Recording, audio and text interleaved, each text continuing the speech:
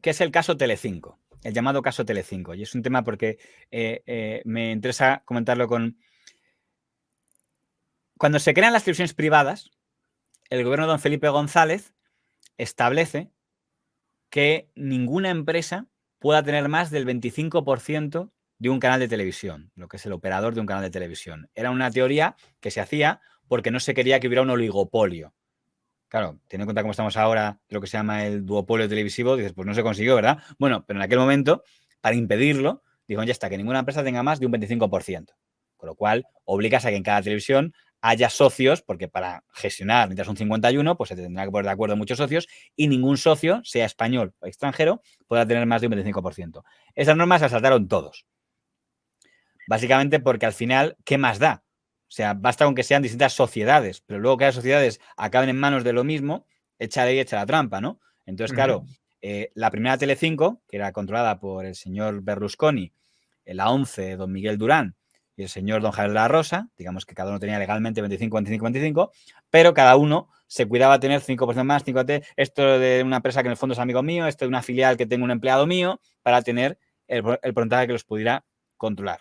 Esto, don Rafael de Lorenzo me corregirá si me equivoco. Se ha dicho en el informe, José Luis, que has presentado, que has leído hace un momento, que la ONCE tenía un 25% de participación en Telecinco.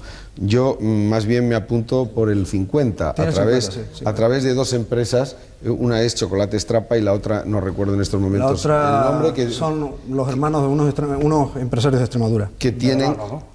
La ONCE tiene el 25%, que es lo máximo que permite la ley. Directamente, pero controla un 25%. ¿Y Chocolate Strapa cuánto tiene? 25%. ¿Y quien pueda demostrar lo contrario? Pero ¿y Chocolate Strapa cuánto tiene? Pregúntaselo a Juan José. Bueno, Fernández pero Chocolate Montreal. Strapa es de la ONCE. Entonces, bueno, claro, y el Cacao Maravillado, que es un chocolate, que es una marca que habéis comprado por 1.000 millones de pesetas a Telecinco y que se va ahora a comercializar como producto. La ONCE, perdona, controla el 10% de Chocolate Strapa, lo controlaba a través de una opción de venta que tenía Miguel Durán, que le había hecho el señor de Chocolate Strapa, le había encargado que vendiese su 10% de las acciones y entonces por esa vía tenía controlado un 10% más. La ONCE tiene el 25%. Sí, evidentemente. Que le permite evidentemente. Pero no hay más. Tiene, pero controla un 50%. Y quien diga que tiene más y por tanto que está incumpliendo la ley de televisión. No, si no está incumpliendo. Una cosa es tener el 25 y otra es controlar el 50. Nadie lo dice que lo esté incumpliendo, ¿no? Pero hay formas, en fin, de bordear la ley, digamos, ¿no? No. En este caso no. Esto, el juez Baltasar Garzón, a través de una demanda de la Fiscalía Anticorrupción, le mete mano y procesa a toda la cúpula de Telecinco, en el que fue el llamado caso Telecinco, que era muy polémico. Dicen las malas lenguas que el señor Garzón deseaba poder sentar en el banquillo a Silvio Berlusconi. De momento a los que sentó fueron los españoles. Eso estaba Miguel Durán, que era el director general de la ONCE, a Santiago Muñoz Machado, que ahora por cierto es el director de la RAE, pero en eso entra un abogado que trabajaba para los ciegos, a Javier de la Rosa, bueno, pues un poco ahí de cómo habían hecho ese chanchullo. Ocupó portadas y titulares con los célebres paseillos a la Audiencia Nacional, que ya, digamos, son una especie de sello que queda de por vida. He llegado a leer que los fiscales, que para ponerles nombre eran los señores Castresana y Jiménez de Villarejo, que hace poco reapareció en la actualidad como un fiel defensor del juez Garzón, llegaban a pedir penas de prisión contra usted, contra Muñoz Machado y contra el señor Medrano, por unas tramas. No sé qué tenemos, si es el origen quién era, porque entiendo que alguien tendría que presentar una demanda contra ustedes para que los fiscales llegan a pedir eso. No, fue la propia Fiscalía. Ah, Fiscalía Anticorrupción la que abrió Sí, la Fiscalía Anticorrupción recibe una especie de comunicación de la Fiscalía, vamos, de Mani Pulite, de Italia, que investigaban a Berlusconi. Y entonces le dicen ahí que podría haber ocurrido, no lo aseguran, que Berlusconi se hubiera pasado del famoso 25% del límite accionarial. Que se habían pasado todas las cadenas en la historia, ¿no? Absolutamente todas. Vamos, en aquel momento el conde de Godó... Tenía el 52%, creo. No, tenía sindicados el 71,52%. Bastante lejos del 25%. Sí, bastante lejos del 25%. Pero bueno... Y Canal Plus era de Prisa, acabó siendo de... Vamos, absolutamente. En una empresa como Sogecable, en cuyo accionariado, por otra parte, yo quiero dejarlo claro, Prisa participa exclusivamente con un 25%. A mí, el tema de televisiones, como de medios de comunicación, yo no tenía ningún interés. Pero mi socio, que tenía un socio, yo quería muchísimo, Narciso Emir, se empeñó en comprar una empresa de publicidad, que él tenía un 20% de la compañía mía. Y se empeñó en comprar una empresa de publicidad. Bueno, y compramos una que se llamaba Slogan, en Barcelona. Entonces, bueno, estábamos empujándola y me vinieron a ofrecer el 25% de Anaya de Telecinco, cuando habían repartido las televisiones. Y bueno, a un precio superior al que habían pagado todos, ¿no? Y el socio me insistió mucho y al final les dije que sí. Negocié con Durán y con Muñoz Machado, que era el que llevó toda la operación. Entonces yo me fui a ver a Berlusconi, me fui a ver a dónde habían ido los cheques que yo había pagado. Me fui al Banco Hispanoamericano y Claudio Boada, que era amigo mío, le pedí la relación de cheques donde la había acabado. Y resulta que, bueno, sí, la 11 fue a la 11, pero el sobreprecio fue a Miguel Durán y a Muñoz Machado, directamente a sus cuentas. Entonces yo monté en cólera, me fui al consejo, que no iba nunca, de Telecinco, enseñé los papeles y dije, bueno, vosotros habéis intentado robarme a mí y a la 11, allá vosotros, yo me quiero ir, yo vendo, me voy inmediatamente. Pero esto al cabo de 15 días de estar, ¿eh? Quiero decir que en ese sentido, cuando una ley pone límites que son absurdos, está condenada a que todo el mundo la burle. Me ha hecho gracia porque cuando yo he hablado con alguno de ellos, lo que me ha dicho es, pero si eso lo hacían todos, qué escándalo que hizo Garzón, pero creo que no me niegan la acusación. O sea, que siempre dicen que Antena 3 hacía lo mismo y que Canal Plus hacía lo mismo. Hay que decir que luego Aznar anuló esa ley. Y ahora, por poder, si un tío quiere comprar el 100% de un canal de televisión, lo puede hacer. Fue por grados. O sea, primero lo subió, creo que al 49, luego lo subió al 51 y yo creo que ya está todo. Ya, de hecho, creo que era, me parece que en Mediaset tienen el 80% la familia Berlusconi y en A3 Media, pues Planeta, Agostini, etcétera, tiene más del 25% de calle. Bueno. Lo de Telecinco lo tienen ustedes clarísimo, ¿eh? Porque les van a caer palos por todos lados. Ya nos han intentado dar algunos, sí. El mes de julio pasado ya nos intentaron mandar algunos mensajes sobre que habíamos cometido no sé qué tipo de delitos fiscales o que habíamos Mire, nos han acusado de que Berlusconi o alguno de los socios hubiera sobrepasado el 25%, que es el límite máximo que permite la ley, de puro cachondeo hoy. Cuando aquí... Bueno, pero si va a un juez será por algo, ¿no? Para investigar. Hombre, sí, pues porque seguro que el fiscal anticorrupción, parece ser, según nos han dicho, pues le ha entrado la pureza más absoluta sobre nosotros. Lo que es curioso es que sobre otros cuyo incumplimiento es palmario no se ha abierto ninguna investigación.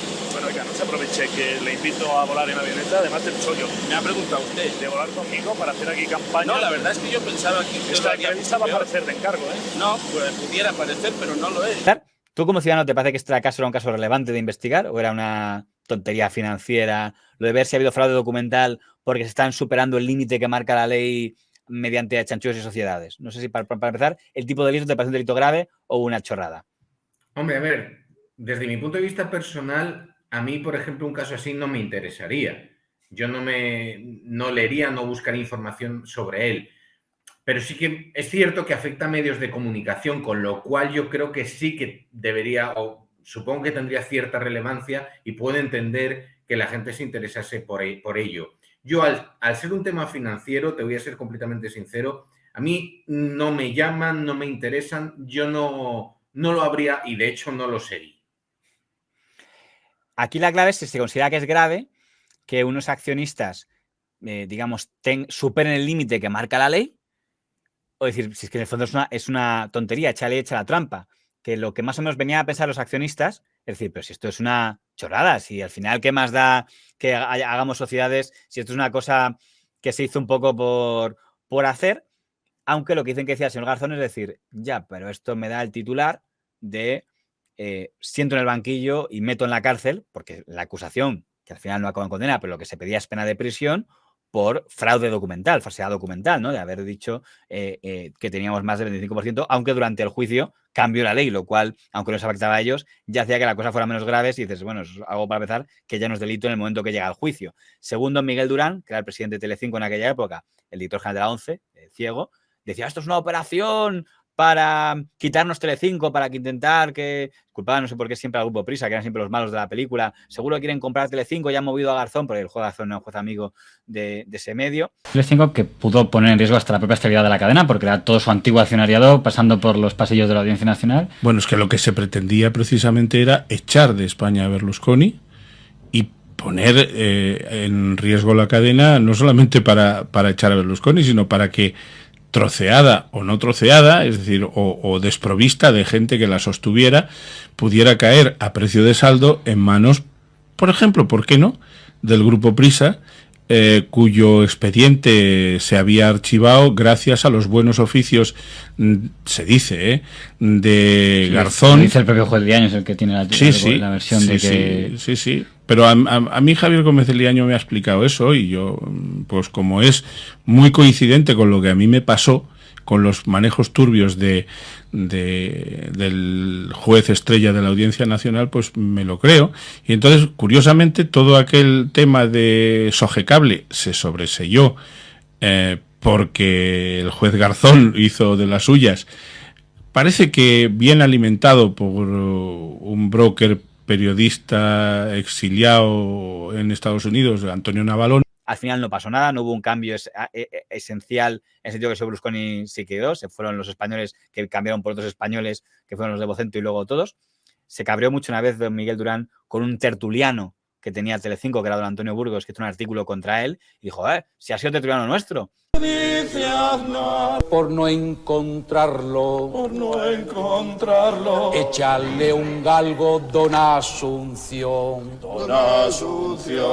Dice... Tengo aquí, por ejemplo, aquí uno de Antonio Burgos en El Mundo, donde más o menos decía que media Extremadura era suya y que con las fincas, las ovejitas de Carmen Sevilla podían pastorear en las fincas que tenía usted repartida Son gracietas de hombres que al fin y al cabo, Antonio, yo lo lamento eso mucho porque Antonio me había conocido a mí, habíamos compartido muchos programas en Telecinco, tenía razones para saber cuál era mi verdadera condición humana, pero antes de escribir eso ni siquiera se le ocurrió levantar el teléfono y decir, oye Miguel, chico, aquí dicen cosas muy feas de ti, coño, explícame un poco de qué va esto, ¿no?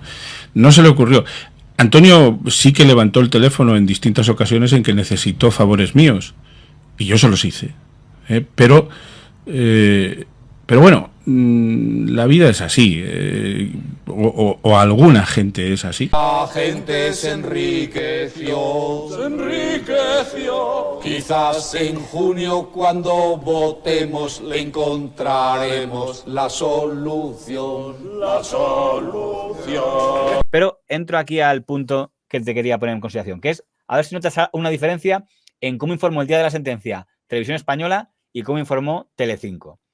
Si quieres, así lo contó Informativos Telecinco el día que acabó el caso Telecinco con la absolución de todos los acusados. La Audiencia Nacional ha absuelto a los 8 acusados del caso Telecinco, así que varapalo a Garzón y a la Fiscalía Anticorrupción. Ni violación de la ley de televisión privada, ni fraude fiscal, ni delito de falsedad. Nada.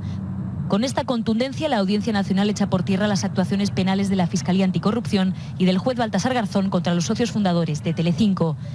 El tribunal absuelve a los 8 antiguos miembros del Consejo de Administración de la cadena al entender que no cometieron delito alguno. La sentencia también rechaza la existencia de fraude fiscal. El tribunal es claro, no cabe pretender que se pueda construir la existencia de un delito fiscal en una transmisión de acciones antes de que haya sido aprobada por el Ministerio. Esta sentencia absolutoria pone fin a 10 años de actuaciones de la Fiscalía Anticorrupción y el juez Baltasar Garzón contra los socios fundadores de Telecinco, unas actuaciones hoy más que nunca cuestionadas. Así es como lo contó Telecinco. No sé cómo resumirías lo que acabas de escuchar. Pues es un discurso muy triunfalista, sinceramente. Y es el mismo día Televisión Española hablando de lo mismo. La Audiencia Nacional ha absuelto a los 8 acusados en el juicio del caso Telecinco. Miguel Durán, exdirector de la ONCE, y el empresario catalán Javier de la Rosa se sentaron en el banquillo por un supuesto fraude fiscal de 90 millones de euros. La audiencia no descarta la existencia de alguna irregularidad contable a finales de los 80, cuando los acusados participaban en la gestión de Telecinco, pero no hay pruebas de que esas posibles irregularidades se llevaran a cabo con la intención de no pagar los impuestos. Bueno, pues totalmente diferente para empezar. ¿Recuerdan nombres de los implicados? Sí, verdad que Telecinco lo ha omitido, ¿eh? Ni ha mencionado a Miguel Durán, ni a Javier de la Rosa, sí es interesante ese... Ni fotos. Concretan la cantidad supuestamente defraudada, que tampoco Telecinco hizo, y si bien dicen que han sido absueltos, reconocen que hay irregularidades, pero no hay pruebas. Es decir, básicamente Telecinco habla de un triunfo apoteósico frente a Garzón, y además acaban diciendo que ha sido un procedimiento como cuestionable, y sin embargo la ONU dice, los han absuelto, pero por falta de pruebas, no porque sean inocentes. Una cosa curiosa que me he fijado, el juez Garzón en Telecinco aparecía, decían varapalo al juez Garzón, Sí, Televisión Española, que es otra española, digamos, de la etapa de Fran Llorente, ni siquiera han citado. No. Y en cambio, los acusados sí existían en Televisión Española y no existían en Telecinco. Y de hecho en Televisión Española sacan a Durán. Si lo y la cara y de la Rosa, los dos han salido de las caras de ambos. Entonces, sin saber, en teoría es un caso que tampoco era una pelea brutal, pero la televisión pública y la televisión privada, que es justo la televisión privada implicada, aunque era otro equipo ya directivo, menos uno que sigue siendo el mismo, que era el que no he mencionado ninguna de las dos, que es Silvio Berlusconi, ese sí que seguía en las dos etapas, en el 90 y cuando sale esta sentencia, que creo que debe ser 2005 por ahí, se ve una diferencia de contar, que no sé qué conclusión sacas tú sobre las diferencias entre TVE y Telecinco a la hora de hablar de un mismo caso.